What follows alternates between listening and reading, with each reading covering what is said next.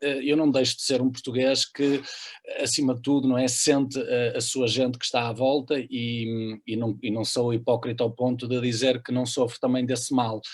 Agora, para mim, pelo facto de que eu estive tão envolvido, de eu não conseguir desligar em momento algum, de eu ter assumido um papel na comunicação com todas as pancadas que isso me tem dado na vida e mesmo algumas circunstâncias da minha vida pessoal que não interessa muito estar aqui a explorar, mas que tornaram este período, sem dúvida, o mais difícil da minha vida enquanto médico e tudo o que arrasta à volta da medicina. Olá a todos e bem-vindos ao DECPOT. Hoje temos connosco Gustavo Carona, nascido em Toronto, mas português e portuense de gema. Médico por vocação, voluntário de coração, tem percorrido o mundo para levar cuidados médicos a quem mais precisa.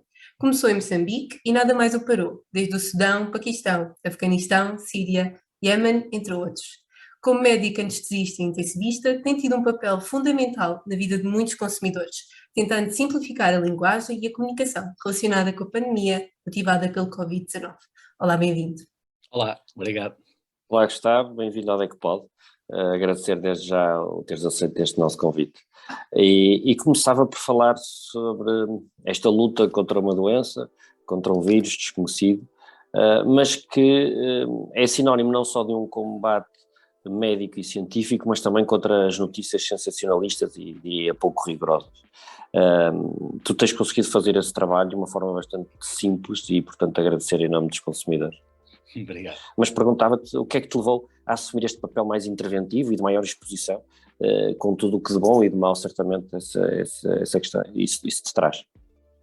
Eu acho que, como quase tudo na vida, foi circunstancial. Há vários médicos intensivistas que poderiam partilhar a sua experiência.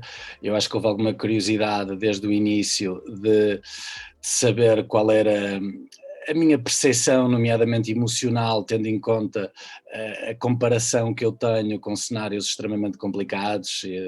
Como disseram na apresentação, não é? Já estive a trabalhar em vários países em guerra, por isso eu acho que foi apelativo para os mídia aquela confrontação. Então, que já esteve a trabalhar num cenário de guerra e agora tem um cenário muito difícil, não é? À sua porta, o que é parecido, o que não é e tal. Pronto, eu acho que essa historinha cativou de alguma forma a comunicação social e eu tentei utilizar a minha voz para ser pedagógico, para, por exemplo, no início pareceu-me que o mais importante era passar a serenidade e uma imagem de confiança e de coesão em relação àquilo que se estava a passar nos hospitais, porque as pessoas estavam, não é, com medo de morte, que o vírus passasse entre as frinchas das portas e nós precisávamos de alguma forma acalmar as pessoas e portanto, e fui construir, há algumas pessoas que dizem que eu tenho jeito para comunicar e acho que foi isso que me foi fazendo estar na linha da frente também da comunicação e eu fui aceitando o desafio porque considero que a comunicação médica neste momento é extremamente importante e provavelmente salvará mais vidas que a própria medicina e pronto, e vou tentar levar este desafio até ao fim de ser uma das muitas caras que fala em nome da pandemia. Acho que há vozes diferentes, não é? Há pessoas mais ligadas às ciências básicas, há pessoas que têm que responder pela tomada de decisão, outros representantes do governo, representantes da DGS, representantes da Ordem dos Médicos, e eu acho que se calhar a minha voz tem algum valor por ser uma voz livre, não vinculada a nenhum organismo decisor e que transporta de alguma forma aquilo que é a realidade nua e crua dos hospitais. Portanto, tenho tentado ser pedagógico nesse sentido, porque é importante que as pessoas compreendam o que é que se passa nos hospitais, porque o vírus é invisível. Claro, e sem receio de mudar de opinião com o avançar do conhecimento, porque neste caso concreto esta luta tinha essa particularidade, é que não se conhecia o vírus e portanto as pessoas, esse desconhecimento cria grande desconfiança nas pessoas e é preciso também ter alguma coragem para assumir a comunicação nesse momento e portanto também por isso, e admito que isto tenha levado a tua outra paixão, não é? Que é a escrita. Chegaste a escrever um livro, um diário de um médico na pandemia, no combate à pandemia. Confesso que ainda não li, mas tenho muita curiosidade. Sim, eu gosto de escrever, sempre gostei de transmitir emoções, acho que vai ficar para a história aquilo que esperamos nós, não é? Que seja a história em breve, aquilo que tem vindo a acontecer nos últimos 2 anos. E não me querendo repetir, acho que os grandes dilemas, as grandes decisões estão dentro daquelas paredes do hospital e não há nada que os números possam explicar, por mais que nós tentemos achar que compreendemos as coisas pelo número de mortes, número de internamentos e tudo mais, há questões que, não é? Nós somos feitos de afetos e de emoções e os profissionais de saúde também, e os doentes e os familiares dos doentes, e nessa medida fui tentando usar a escrita para que compreendessem melhor aquilo que se tem vindo a passar. Pois, nós de facto não somos números, somos pessoas, não é? Exatamente, esquecemos disso, mas somos humanos. Gustavo, falaste de combates, falaste das missões humanitárias em que estiveste. Nós tínhamos alguma curiosidade para saber qual foi o maior desafio com que te defrontaste? Foi nos hospitais, foi sendo médico intensivista lá, a lidar com a pandemia, ou foi nas missões humanitárias? Assim, uma situação que te tenha marcado neste combate? Ora bem, é muito ingrato eu dizer, por exemplo, o subtítulo do meu livro é A Missão Mais Difícil da Minha Vida, e se eu escrevi, assim o é. Confesso que também houve alguma pressão da editora para que esse subtítulo ficasse, mas Então, é verdade, ou genuinidade seja, Um bocadinho de sensibilidade. sim, mas eu era incapaz de deixar uma frase, nomeadamente num subtítulo, que não fosse Não fosse honesta. real. Portanto, o que eu queria dizer é que é muito ingrato comparar a realidade da guerra do Congo, da Síria, do Iémen, do Sudão do Sul, com aquilo que nós estamos a passar neste momento. É ingrato porque estas pessoas estão a morrer à fome, as mulheres morrem no trabalho de parto, há pessoas que morrem por consequências diretas e indiretas dos conflitos, há centenas de milhares e obviamente que os números nem sequer se comparam com aquela expressão que é muito grande da doença Covid-19.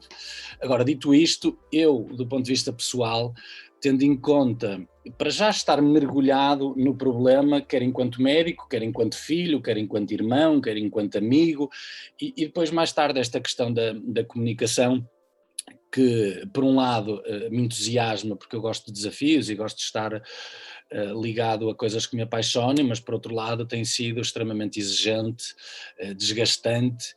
E se eu em missão tenho aquela sensação de que vou 1 mês, 2 meses, 3 meses e sou de alguma forma um turista, um estrangeiro à realidade, por mais que eu tente, não é, combater a nossa ausência de empatia para com situações que se passam noutros locais do planeta, eu não deixo de ser um português que, acima de tudo, não é, sente a sua gente que está à volta e não sou hipócrita ao ponto de dizer que não sofro também desse mal.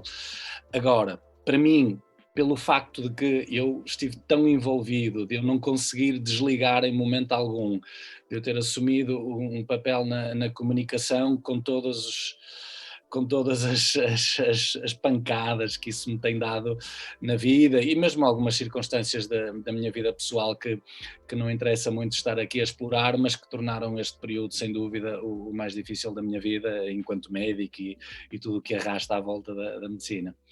Uhum. Pois era exatamente isso que há pouco referíamos. Certamente que esta tua exposição também teve esse custo para ti e, portanto, mais uma vez, muito obrigado por todo esse teu trabalho. Devo dizer que um dos anteriores convidados aqui no nosso TechPod foi também um colega teu, na altura não, no caso pediatra, o Rodrigues, e ele tem uma frase que é muito feliz e que se aplica muito aqui, que é: nós podemos ser o melhor técnico do mundo, seja de que área for, mas se fizermos uma palestra ou se estivermos a falar aqui em Portugal em chinês, a probabilidade de aquilo tudo de bom nós estamos a dizer ser entendida é muitíssimo reduzida, e portanto isto para dizer que a comunicação clara, transparente e acessível é absolutamente um dos grandes desafios de todos nós, de todas as profissões. Nós na DECO também muito trabalhamos essa vertente. E Gustavo, vamos mudar aqui um bocadinho o mood, mas aproveitando as tuas viagens. E tu que já viajaste por tantos sítios, certamente que já tiveste alguma situação de consumo mais insólita que te aconteceu ou que te deparaste. Queres partilhar connosco? Sim, uma que te lembres. Situação de consumo. Ora bem, eu acho que Perder uma não. mala, não te digo um overbooking porque alguns sítios onde foste se calhar nem hotel tinhas, não é? Assim, viajar com organizações humanitárias e para locais inóspitos levam-me a ter sempre uma boa proteção, ou seja, são eles que tomam conta das viagens, e já viajei por muitos sítios onde não há hotéis, onde não há restaurantes. Pois, imagina. Eu diria que os meus desafios mais insólitos normalmente prendem-se à ausência de consumos. O facto de às vezes não ter nada à minha volta para consumir, acho que isso é mais vezes um problema do que propriamente a minha insatisfação em relação à minha atitude enquanto consumidor. E já que falas nisso, tu enquanto consumidor és mais digital, mais físico, aquele que gosta de ler as letras pequeninas, aquele que confia na palavra que antes está a vender? Olha, eu para já sou um péssimo consumidor, que é assim, todos nós somos alguns consumidores a alguns níveis, mas eu tento muito refriar o meu consumismo, e acho que vou conseguindo em algumas coisas. Então és um bom consumidor, desculpa dizer. Exatamente. Depende da perspectiva, não é? Sim. Portanto, não tenho estado muito agarrado ao digital. Uma questão logística, custa-me um bocadinho fazer encomendas online e depois não ter a oportunidade de as receber em casa em horário útil e depois ter que as ir buscar, para mim dá mais trabalho.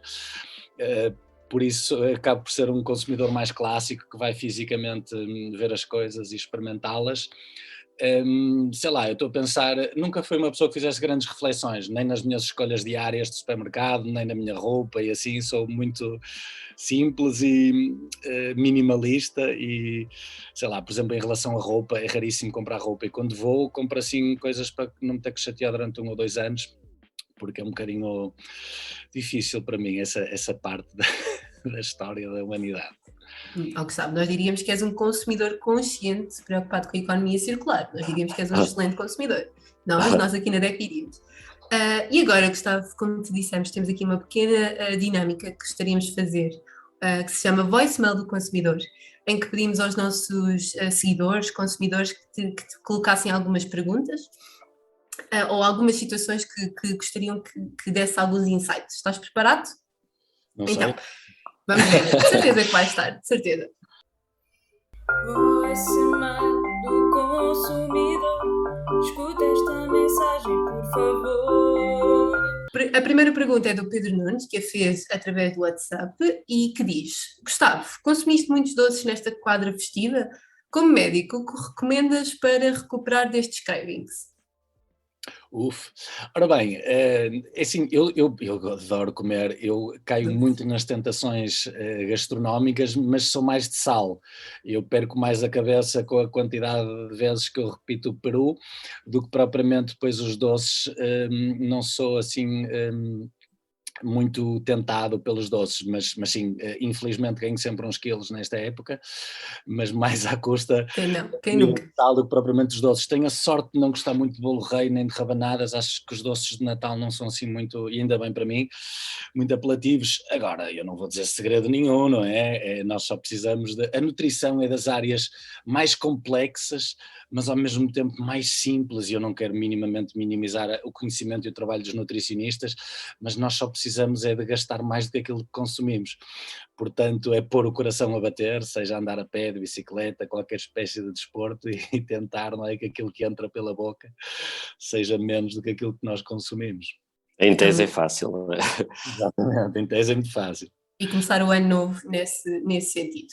Agora, a segunda pergunta é um bocadinho uma pergunta inevitável a Gustavo, mas mesmo assim gostaríamos de a fazer. É da Mariana Rocha, que a colocou no nosso Twitter e que diz: Doutor Gustavo, qual a sua opinião sobre a vacinação das crianças? Tenho um filho de 6 anos e já agendei a vacina, mas vejo tantos receios à volta disto que não sei bem o que fazer. Pois, é assim, eu digo isto porque eu compreendo a hesitação, não é? Nós estamos, mais uma vez, não é? Nós somos um mundo de emoções e o que é triste é que neste momento a ciência está um bocadinho contaminada pelas emoções. Eu sou uma pessoa muito emotiva, mas ao mesmo tempo muito racional. Eu tenho uma confiança plena nos estudos científicos, tenho uma confiança plena nas análises dos maiores peritos de saúde das diferentes áreas que interessam, nomeadamente para a tomada de decisão em relação à vacinação, neste caso das crianças. Portanto, aquilo que eu tenho a dizer é: a Sociedade Portuguesa de Pediatria é a favor, a DGS é a favor, o Infarmed é a favor, a Agência Europeia do Medicamento é a favor, há uma série de países europeus e a tendência será certamente para aumentar.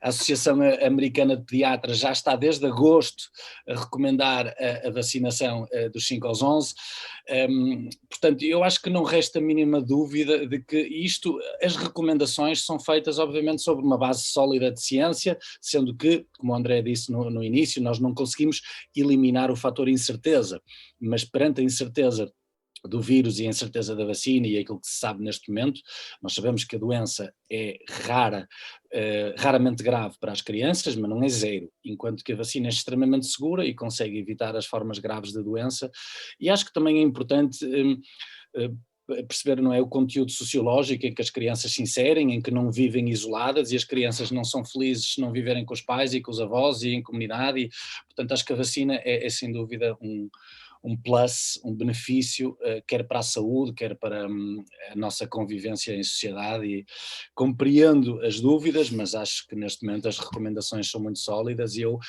quem sou eu, não é, para não acompanhar os saberes dos maiores peritos de saúde do mundo. Exatamente. E agora, a terceira pergunta é da Filipa Sampaio, que a fez no Instagram da DECO. Eu gosto muito desta pergunta, devo dizer. Nossa, eu também gosto muito. Olá, Dr. Gustavo, já esteve em muitas zonas difíceis, mas queria saber os sítios mais incríveis que visitou no mundo, assim o seu top 3. Boa pergunta. Realmente, alguns têm a ver com as minhas viagens, porque ou ao lado ou perto já tive a sorte de ver coisas muito bonitas, e muitas vezes quando falo das minhas missões tento que as pessoas percebam que estes países que nós normalmente estamos habituados a ver como campos de batalha são super bonitos e têm gente bonita e interessante e às vezes culturas milenares. Portanto, assim de repente eu vou tentar 3 coisas. Como país, eu acho que o Afeganistão, e digo isto porque também por contraste à imagem que as pessoas têm, não é? Ou seja, eu já conheci muitos outros países interessantes, mas o Afeganistão é muito, muito bonito, é rodeado por um braço dos Himalaias, que é o Hindu Kush, é um país, lá está, que tem cerca de 3.000 anos de história, e é um país que tem uma identidade muito própria. Os afegãos têm um carácter, um código de honra, têm uma forma de estar na vida muito nobre, muito intensa, muito bélica, e apesar de ser um país que tristemente vive uma crise humanitária já há várias décadas, acho que é um país interessantíssimo e bonito em todas as perspectivas, e Cabul, a capital, foi das cidades mais bonitas que eu já vi, rodeada de montanhas. Na altura em que eu estive era inverno, portanto montanhas nevadas, é um país extremamente interessante. Assim como local, eu se calhar de beleza natural eu destacaria as Cataratas Vitória, as Vic Falls, fronteira da Zâmbia com o Zimbábue. Acho que é uma daquelas coisas que as pessoas têm que ver uma vez na vida. É absolutamente incrível a dimensão, o poder, e depois tudo aquilo que se rodeia à volta das Cataratas Vitória, com uma ponte magnífica onde se pode fazer bungee jumping e onde partem passeios de rafting absolutamente incríveis. Portanto é um ponto do planeta que eu aconselho imenso. Não é uma viagem fácil de se fazer, mas acho que se tiverem essa oportunidade, eu adoro viajar em África, e as Cataratas Vitória são sem dúvida as coisas mais interessantes que eu já vi. Se calhar também, para não ir para chavões que as pessoas conhecem, destacando algumas coisas que eu tive o privilégio de ver e que pouca gente teve, eu diria Etiópia. Neste momento também a contas com um conflito, com uma guerra civil que certamente está a condicionar o seu turismo, mas de uma forma geral, pelo menos era um país extremamente seguro e com uma cultura ímpar, é dos poucos países africanos que não foi verdadeiramente colonizado pelos europeus.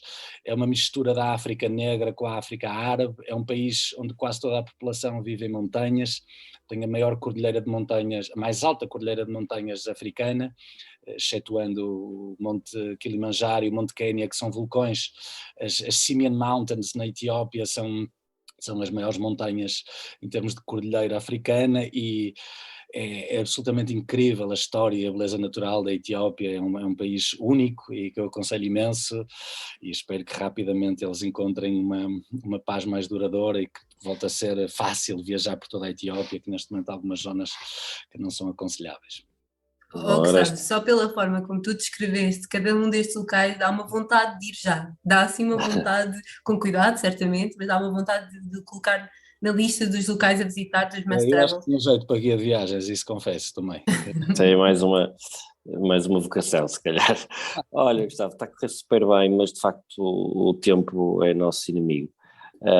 Mas não podíamos deixar terminar esta nossa conversa sem te fazer aquela que é a pergunta transversal a todos os nossos convidados, e que no fundo é um olhar para dentro da DECO e de alguma forma que nos permite também refletir de acordo com as opiniões dos nossos convidados. E portanto gostaríamos de saber, na tua opinião, o que é que a DECO pode fazer na defesa dos utentes dos estabelecimentos de saúde? Ou ainda pode, já... Pois, olha, não sei, eu acho que eu realmente acompanho o trabalho da DECO já há muitos anos, e até lembro que a DECO Proteste sempre foi uma revista que existiu em casa dos meus pais durante muito tempo. Eu agora já não vivo com os meus pais, obviamente, mas eu acho que vocês têm um papel importante na comunicação. Já falamos aqui disto, e a comunicação tem que ser feita a diferentes níveis, apontada a diferentes camadas, e eu acho que vocês têm essa sensibilidade, não é? Quem tem a sensibilidade do consumidor compreende como é que se comunica para jovens, como é que se comunica para pessoas com menos literacia, como é que se comunica para pessoas que estão desligadas. Hoje em dia está muito na moda dizer, eu não leio notícias, eu não vejo televisão, não é? Parece que é uma coisa que as pessoas se orgulham é de estar desinformadas. Portanto, isso cria desafios que obriga à imaginação, para que a comunicação seja por camadas, seja transversal a toda a sociedade, dos 0 aos 100, das grandes cidades ao ambiente rural, dos ricos aos pobres, dos gordos aos magros, e acho que a DECO tem feito e pode certamente fazer um papel nesse amplificar da mensagem técnica, mas que, lá está, a mensagem só chega se a comunicação for de qualidade e se nós conseguirmos, não é, tocar nos botões certos do receptor, que neste caso será também um consumidor, e acho que vocês podem continuar a fazer esse papel. Muito obrigado, Gustavo. De facto, é esse um grande desafio, a literacia também na área da saúde, cada vez mais, seja a nível preventivo, com os seguros, quer seja a nível mesmo no direito ao acesso aos direitos de saúde. E a DECO tem esse trabalho também a nível de lobby, temos assento em diversos conselhos consultivos e gostamos de levar a voz do consumidor e as preocupações do consumidor e também dessa forma contribuirmos para as soluções. Gustavo, muito obrigado, foi um gosto, excelente conversa, e até breve, certamente teremos a oportunidade de voltar a falar em breve. Um abraço aos três e obrigado pelo convite e espero ter sido útil. Obrigada, Gustavo.